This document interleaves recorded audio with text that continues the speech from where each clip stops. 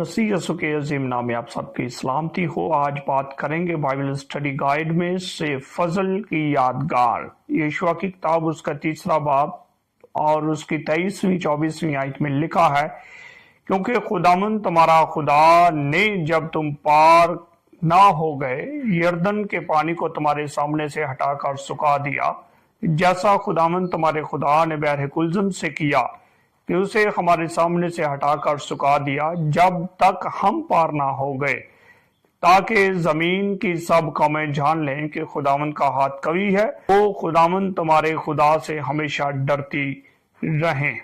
ये मौसमी बहार था जब पहाड़ों से पिघलती हुई बर्फ और बारिश ने दरियाई यरदन को पानी से भर दिया था।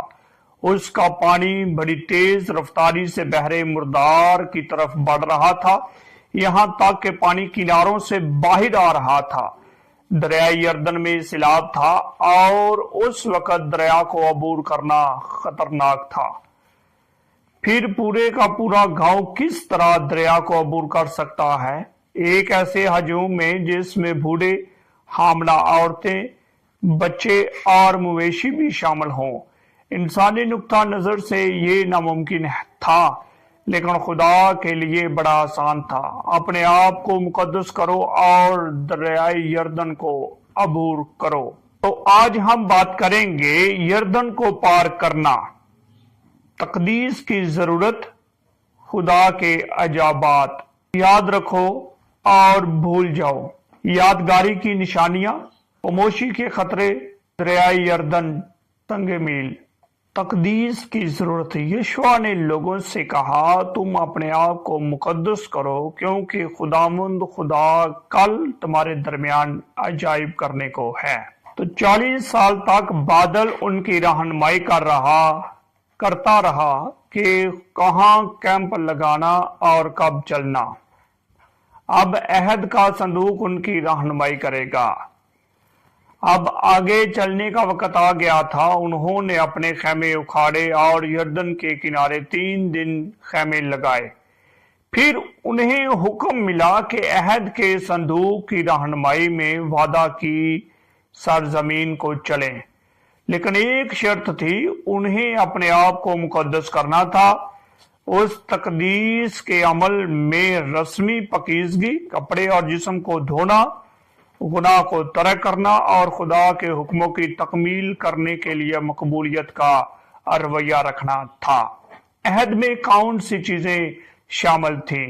अहद के संदूक के पीछे चलना, खुदा की फर्मा बरदारी, 10 अहकाम की पैरवी, खुदा की देखभाल पर भरोसा करना, मन के लिए बर्तन, खुदा की तरफ से मुकर्रर करदा रहनुमाओं का एहतराम करना, हारून की लाठी। तकदीस की जरूरत।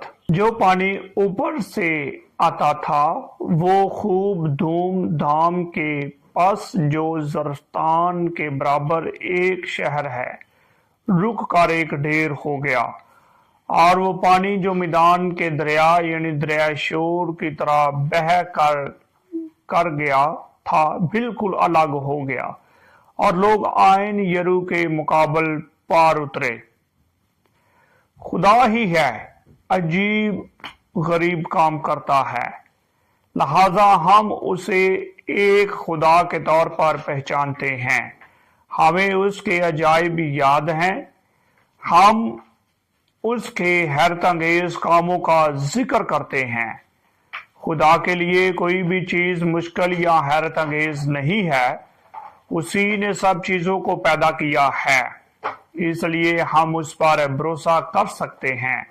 वो हमारी जिंदगियों में भी हैरत अंगेज काम करता है। यरदन को पार करना खुदा के अजाइबात में से एक है, जो पेशगोई के साथ एक और अजीम अजाइब की तरफ इशारा करता है, जिसका खुदा ने हमसे वादा किया है कि वो हमारे अंदर इंजाम देगा। आसमानी किनान में दाखला। यादगारी की निशानियां। यहोशू की किताब बाब नंबर 4 और उसकी 6 और 7वीं आयत, ताकि ये तुम्हारे दरमियान एक निशान हो, और जब तुम्हारी औलाद आइंदा जमानों में तुमसे पूछे کہ इन पत्थरों से तुम्हारा क्या मतलब है, तो उनको जवाब देना। मुकद्दस में निशान के चंद मायने हो सकते हैं, यानी खुदा ने उनसे कहा कि ये तुम यादगारी के तौर पर रखो, जब तुम्हारी औलाद पूछे तो उन्हें बताना कि इनका क्या मतलब है। पहली बात जब हम देखते हैं पैदाइश की किताब में, जब बुजुर्ग यकूब अपने बाप के हाथ से भागा और उसने रात गुजारी और उसके बाद उसने एक पत्थर सतून सा खड़ा किया और उसने कहा कि ये खुदा का घर होना चाहिए। पैदाइश 28वें बाब की 18वीं आयत। फिर एक मखसूस निशान यानी सब्बत का निशान हिजकील की किताब 20वें बाब की 20वीं आयत में, और फिर इन तबाह का निशान 12वें बाब की 13वीं आयत में। इन तबाह का निशान खरूज 12वें बाब की 13वीं आयत में, यानी वो बरे का निशान जो खुदा बाप ने जो उन्हें कहा कि अपनी चौखटों पर बरे के खून का निशान लगाओ वो। और फिर हम देखते हैं पैदाइश 9वें बाब की 13वीं आयत में कोसे कज़ा, ये किस चीज की अलामत थी। और फिर हम देखते हैं सलातीन की किताब में, पहला सलातीन उसके 13वें बाब की 30वीं आयत में, हैरत अंगेज अमल यानी यर्दन से उठाए गए 12 पत्थर जिन्हें यीशुआ ने निशानी के तौर पर खड़ा किया था, वो बाद की एक किस्म से तलक रखते थे, एक यादगार याददाश्त से भरकर इन पत्थरों को खड़ा करते वक्त खुदा के ज़हन में क्या मकसद था। नई नस्ल को जानना जरूर था कि खुदा ने क्या क्या किया। उनका ईमान खुदा के अजाइब पर मबनी होना था। वालिदैन की जिम्मेदारी थी कि वो ये इल्म अपने बच्चों तक मुंतकिल करें। इस इल्म के साथ हम में से हर एक को अपने अपने ईमान के मुताबिक जिंदगी गुजारनी चाहिए। फरामोशी के खतरात जब देखें ये बातें थी तो खुदा को पता था कि ये कुछ लोग इसे भूल भी सकते हैं। खतरात क्या थे? कज़ात की किताब 3 बाब की 7वीं आयत में लिखा, और बनी इसराइल ने खुदावंद के आगे बदी की और खुदावंद अपने खुदा को भूल कर बालीम और यसरतों की परस्तिश करने लगे। देखे यहाँ पर खुदा को ये अंदेशा भी था कि ये लोग भूल भी जाएंगे, क्योंकि जलजलाल में यादगारी के 12 पत्थर नस्ब करने से यीशुआ ने 2 नकात पर जोर दिया। अब देखे जब वो पत्थर नस्ब किए गए तो यीशुआ ने किन 2 बातों पर जोर दिया। खुदा ने दरियाई यर्दन को सामने से खुशे कर दिया। नई नस्ल सहरा में पैदा हुई और किनान को फतह करना मकसूद है। दूसरा, खुदा ने हमारे आगे बहरे कुलजम को खुशे कर दिया। यीशुआ और कालब 2 ऐसे अफराद थे जो पुरानी नस्ल से अभी तक जिंदा थे। ये खतरा मौजूद था कि नई नस्ल भी वही गलती करेगी जो उनके बाओ अजदाद ने की थी, खुदा के करामात को भूल जाना। बदकिस्मती से वो भूल गए और उनकी कीमत उन्हें अदा करना पड़ी। कितना जरूरी है कि हम इस बात को याद रखें कि खुदा ने किसी तरह हमारे बाओ अजदाद की हिफाजत की, और उन लम्हात को याद रखना जब हमने अपनी आंखों से देखा कि खुदा किस तरह रहनुमाई करता है। दरिया यर्दन संगे मील यानी ज़बूरों की किताब 114 ज़बूर की 30वीं आयत में, ये देखते ही समुद्र भाग गया, यर्दन पीछे हट गया। ज़बूर 66 उसकी 6ठी आयत में, उसने समुद्र को खुशक जमीन बना दिया, वो दरिया में से पैदल गुजर गए, वहां हमने उसमें खुशी मनाई। देखिए, बहरे कुलजम और दरियाई यर्दन को अबूर करना 2 तरक्की वाकयात हैं जो निजात की तारीख में संग मील के तौर पर जुड़े हैं।